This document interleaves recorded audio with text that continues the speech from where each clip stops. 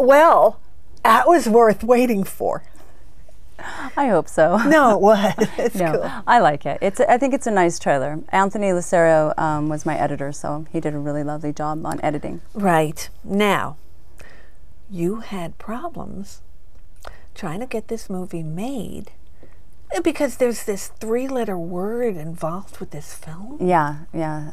6 sex scenes and a murder. And the word we're referring to is the second one. Yeah, and I mean, right now we have Sex in the City that's huge as day. And they roll around a lot in there. It's, well, and the thing is you walk up to billboards and it's gigantic and it's okay. So maybe it's a good time that we're actually coming out at the exact same time. So that's probably a good thing. But it's not pornography. I made a point that it wouldn't be pornography. Right. It's a love story, and it's complicated, and it's interesting, and it's smart, and it's also and it's a mystery. Yes, and it's entertaining. It's very entertaining. But sex is considered, I think nowadays, because of the internet, it's just considered so dirty and bad, and sex isn't bad and dirty. It's a beautiful, amazing, wonderful thing. But in America, they've always been very uncomfortable with sex. And I think that I wanted to, as a female director, I wanted to make something that was beautiful, and I wanted to show that sex could be portrayed as still very, risque and yummy and, hot and passionate, but at the same time, not dirty and bad and pornographic. But natural and enjoyable and pleasurable. Yeah, and it's healthy. It's good for your skin. It's good for your heart. It's good for your soul. It's good for you. I mean, ask your doctor. Have more sex. Now, tell me if I'm giving away too much about the movie. Now, there are 6 sex scenes because there are 6 interviewees. 6 groups of people. Right. What's your alibi? Yeah. During the time of the murder. Just so happens all of them, their alibis are sex. Sexual in nature. Which is so cute, but it's a terrible alibi to begin with, but that's so cute. It's a great format for the film. Yeah, I couldn't have done it. I was having sex. Right, and somebody else will tell you it was him or it was her. Exactly.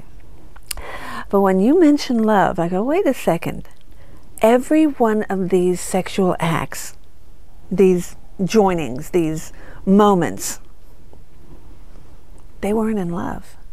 The 2 people in love did not have a sex scene. Yeah, well, there's a little bit of them having kind of the end of a scene. Yeah, but I mean the others. Yes. The others are not that know, it's graphic. It's not. No, not at all. Gosh. But the 6 sex scenes referred to in the title, no love.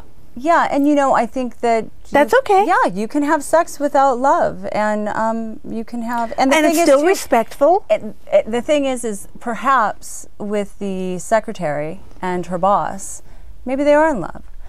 People seem to think that you have to get naked in order to have sex. There's lots of different ways of having very passionate, titillating, interesting exchanges. I think everybody's going to go see this movie already. Well, let's hope so. Yes. Right. Please go. Now, let me take a little break from here. Okay. I want to show a clip from this movie that will be coming.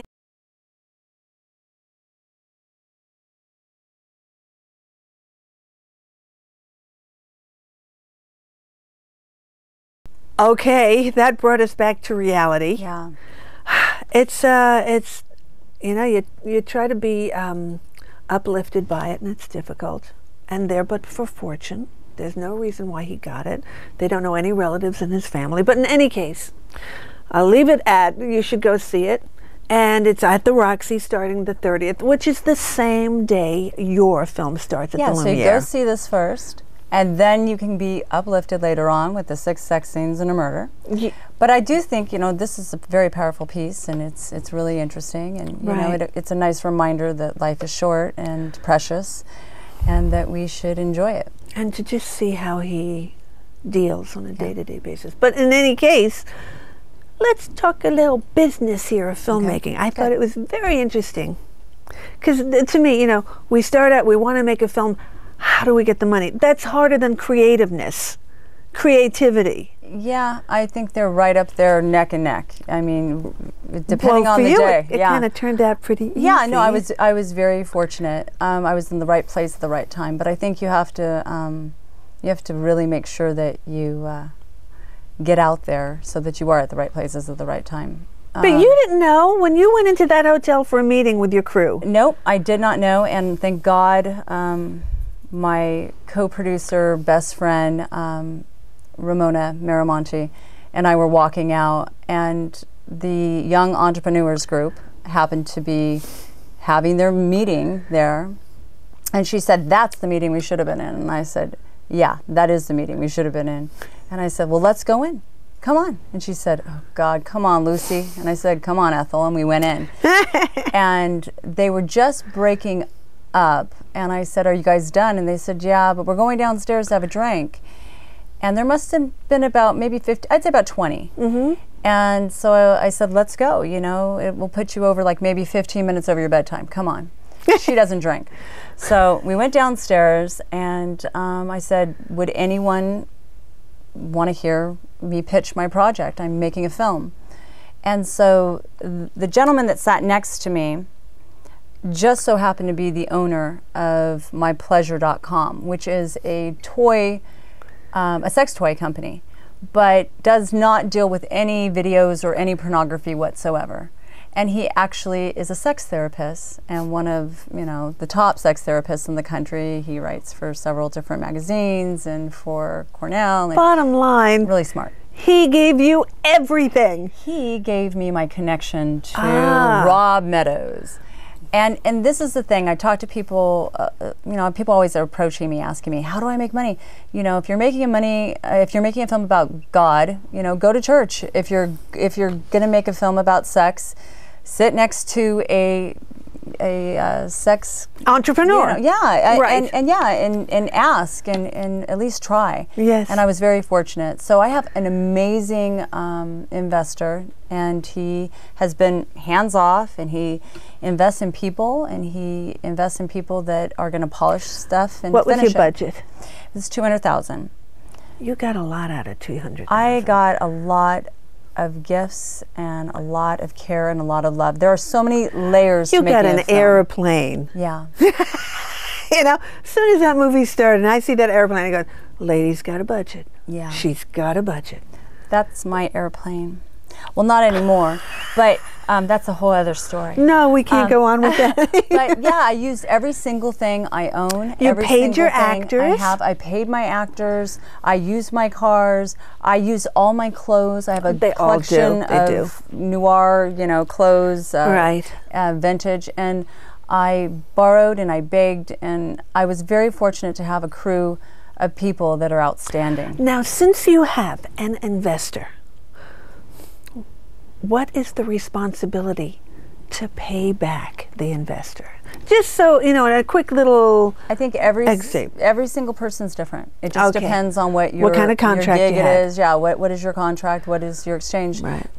He happened to want 50-50 because he realized that I wrote it and I was producing it and I was going to direct it. And so we've cut it down the line like that. So that was amazing and very fortunate. I'm very, very fortunate. Right.